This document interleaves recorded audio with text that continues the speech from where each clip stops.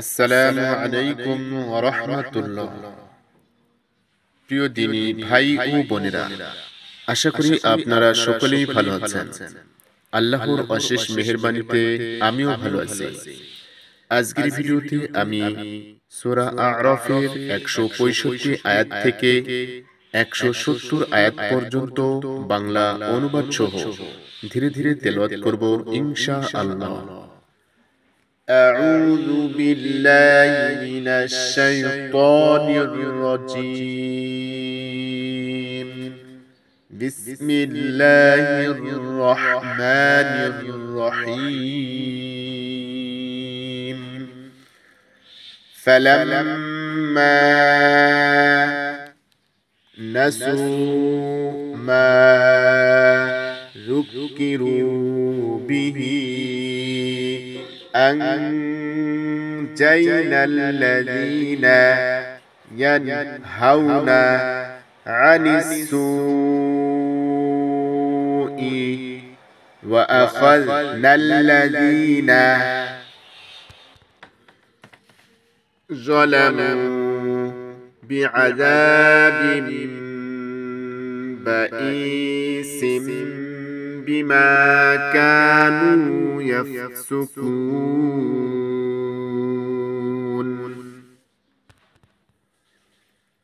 যখন তারা ওই উপদেশকে একেবারে ভুলে গেল যা তাদের মনে করিয়ে দেওয়া হয়েছিল, তখন আমি ওই সব লোককে রক্ষা করলাম যারা অসৎ কাজ থেকে নিষেধ করত, আর বাকি জালিম লোকদেরকে তাদের নাফরমানির কারণে কঠিন আযাব দিয়ে পাকড়াও করলাম। ফালাম্মা আতাউ আম্মা নুহু আনহু কুলনা লাহুম কুনু কিরাদাতান খাসিইন।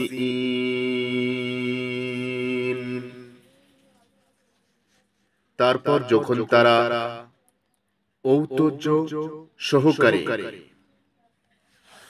ওই কাজই করতে লাগলো যা থেকে তাদেরকে নিষেধ করা হয়েছিল, তখন আমি বললাম, তোমরা বানর হয়ে যাও ঘৃণিত অবস্থায়। ওয়া ইন তাআযানা রাব্বুকা লায়াবআসান্না আলাইহিম ইলা ইয়াউমিল কিয়ামাতি মান ইয়াসুমুহুম সুআল আযাব ইন্না রাব্বাকা লাসারিউল ইকাব ওয়া ইন্নাহু লাগফুরুর রহিম।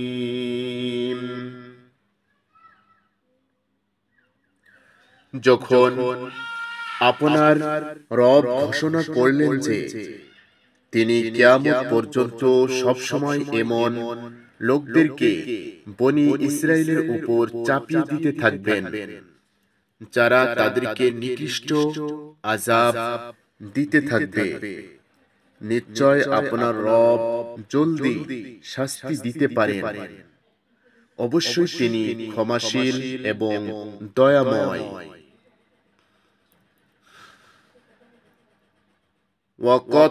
وَقَطَّعْنَاهُمْ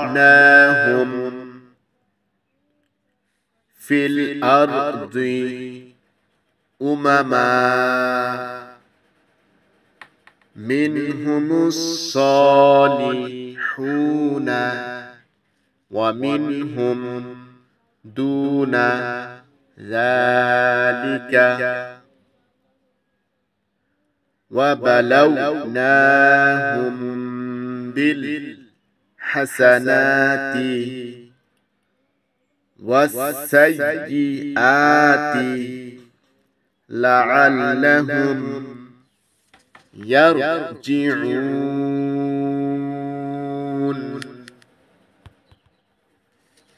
আমি তাদেরকে ছিন্ন ভিন্ন করে দুনিয়ায় বহু জাতির মধ্যে ভাগ করে দিয়েছি।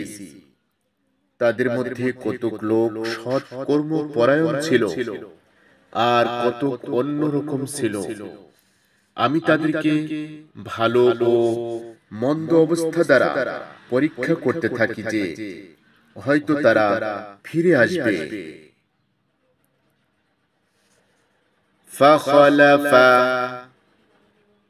فخلف من بعدهم خلف ورثوا الكتاب يأخذون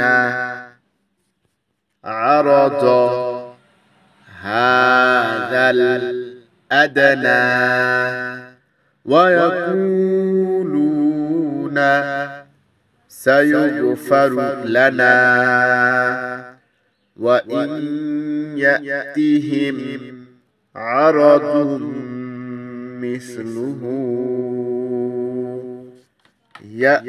يأخذوه ألم يؤخذ عليهم ميثاق الكتاب ألا يقولوا على الله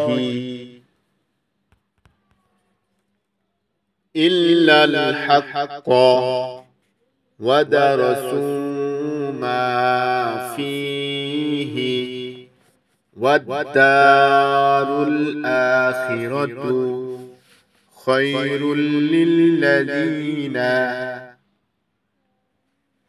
يتقون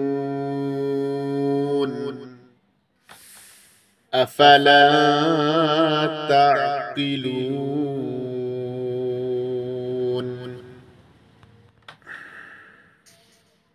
তাদের পর এমন সব অযোগ্য লোক তাদের উত্তরাধিকারী হতে থাকে যারা আল্লাহর কিতাবের ধারক হয়েও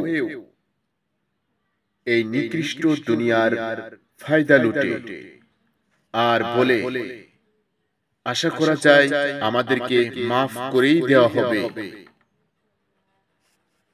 যদি আবার তেমনি ভাবে দুনিয়ার কোনো সুযোগ আসে তাহলে তা লুফে নেয়।